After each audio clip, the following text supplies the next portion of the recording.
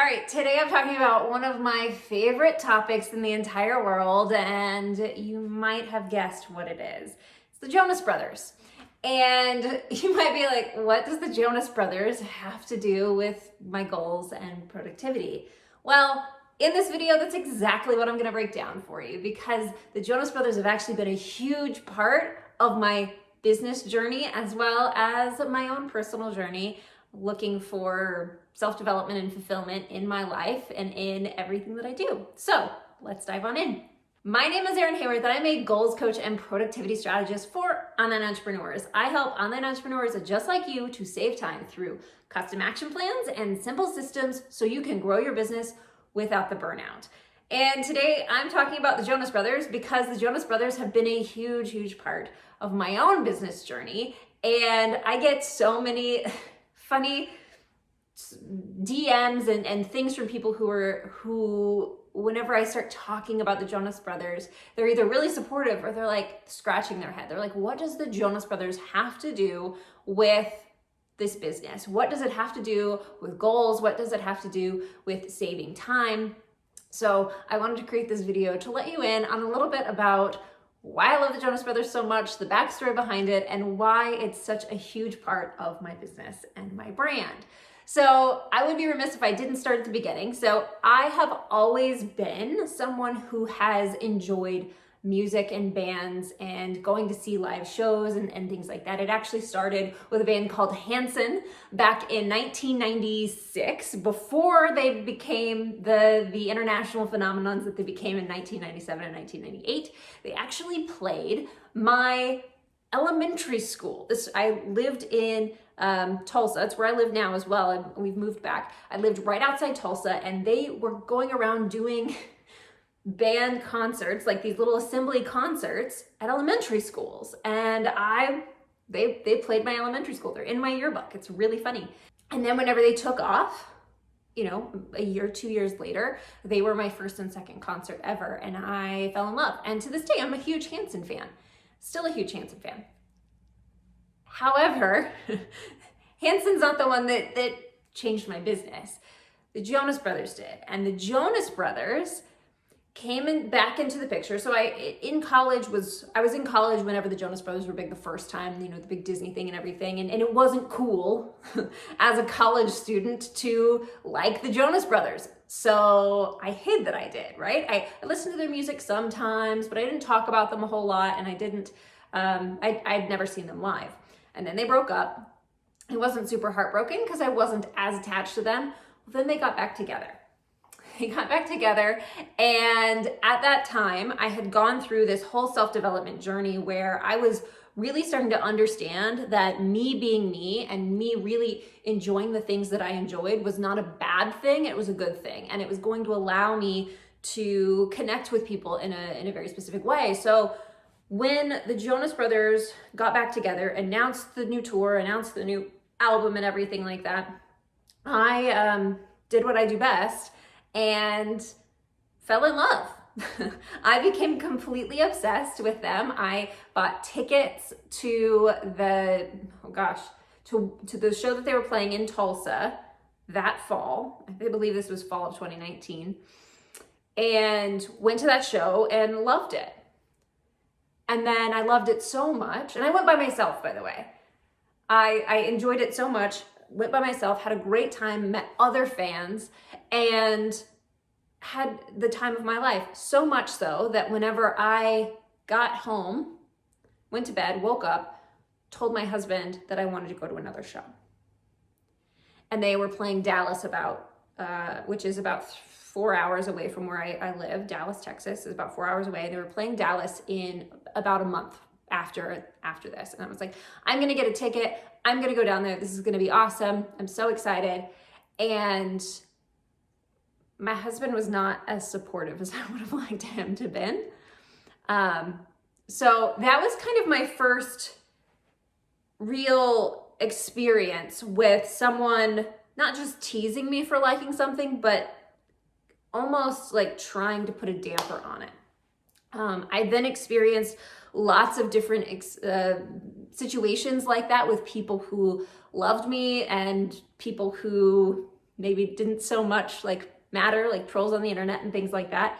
But the things that hurt the most were the people that supposedly loved me didn't love this part of me, or they tried to like tamp it down. For example, not only was my husband extremely resistant to me going to additional shows, especially by myself, my dad actually sat me down one day and said, "Isn't it so disrespectful that you are chasing men around the United States? Isn't that disrespectful to your husband?" And he was talking about me going to Dallas and at that point wanting to go to Vegas to go see the Jonas Brothers live in concert. And I had a very specific reaction to that, and it's not one that I'm necessarily proud of, but it became this thing where my love of something, my unapologetic joy that I drew from something, was triggering other people. And it wasn't just other people who didn't matter, right? If it was trolls on the internet, I'd be like, whatever, go follow somebody else. It was the people in my life who loved me the most that were doing these things. The straw that broke the camel's back for me was, I believe it was this exact shirt that came in the mail, and it was, oh gosh, spring of 2021. This is something that went on for a long time, right?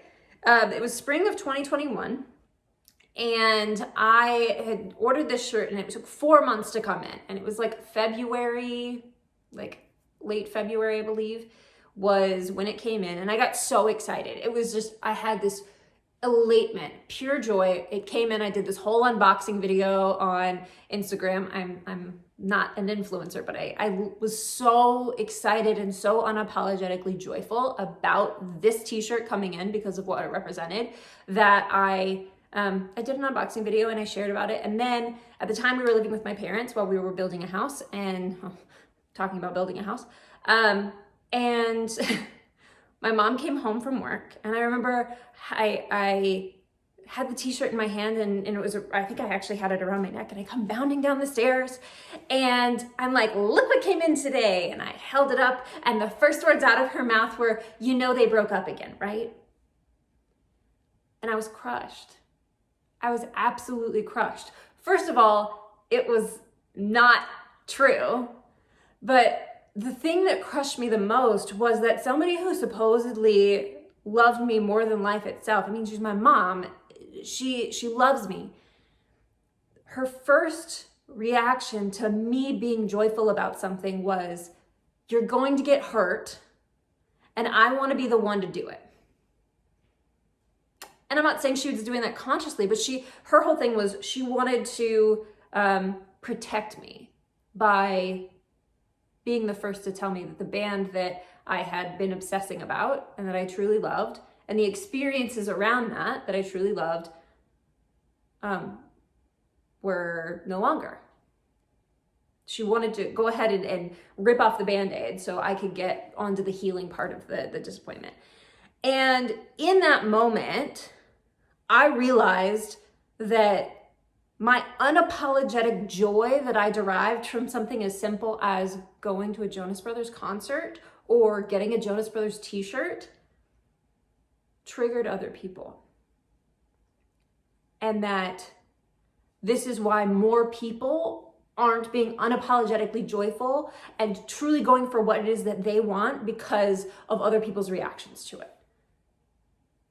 And as an Enneagram 8, as somebody who has absolutely embraced who I am, and it's been a journey. I mean, I'm 34, I'll be 35 this year, and it's been a journey on embracing who I am and being confident enough in who I am without needing the validation of other people.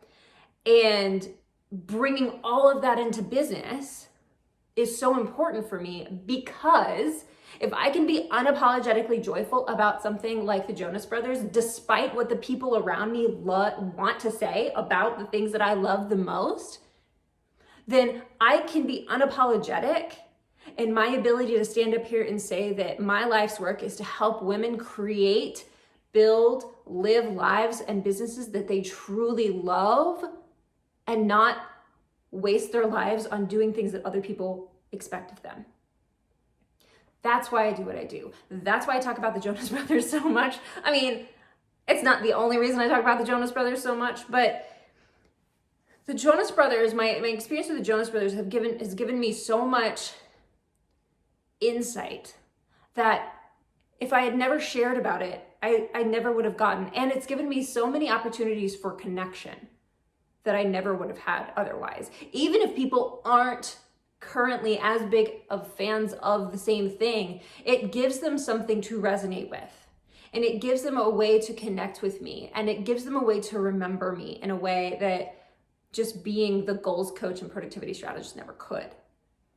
And so there's lots of different layers about bringing in the things that truly matter to you and bringing in how you experience life on all these different levels of business, right? So it's why, those specific conversations, and let me be very clear. My mom, my dad, my husband, anybody else that's ever had anything to say about my love of the Jonas Brothers, they did so doing the best that they could at any given time, right? The things that they were saying weren't because they were trying to be mean necessarily for the sake of being mean. All of these people love me. And the things that they were saying weren't about me. And that was the most freeing thing, is that I can be totally okay with who I am without other people needing other people's validation about it. And that was one of the most freeing things about it. So when I talk about the Jonas Brothers and I talk about business and I talk about goals and I talk about productivity, it's all tied together, because what it is that I do is I help other women to live life on their own terms, to be unapologetically joyful about the things that truly light them up and not just do things that they think they're supposed to do or that they should do. It's about living the one life that they have as aligned as possible with the things that they actually want to experience now and in the future, rather than doing what they should do now so that someday they might be able to fulfill their dreams. That's why I do what I do. That is the mission behind absolutely everything, and that's exactly how the Jonas Brothers fit into the larger picture of that. And because of the huge amount that bands, specifically the Jonas Brothers and Hanson, have played in my realization of unapologetic joy and doing the things that I want to do despite everybody else understanding what it is why I sat down and wrote a book about it last year. I wrote the entire first manuscript, 60,000 words in 60 days. And now I'm at a point where I will be releasing that book later this year.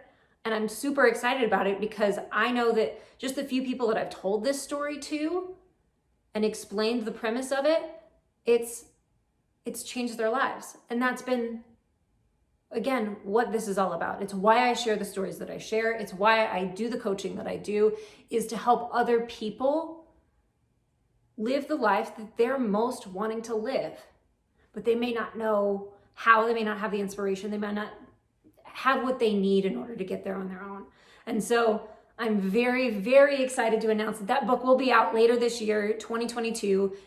It's tentatively called Fangirl, but if you want to follow along, I will put a link right down below this video that you can go to and you can sign up and you can follow along with that journey as well. And you will be the first to know whenever it is published, okay?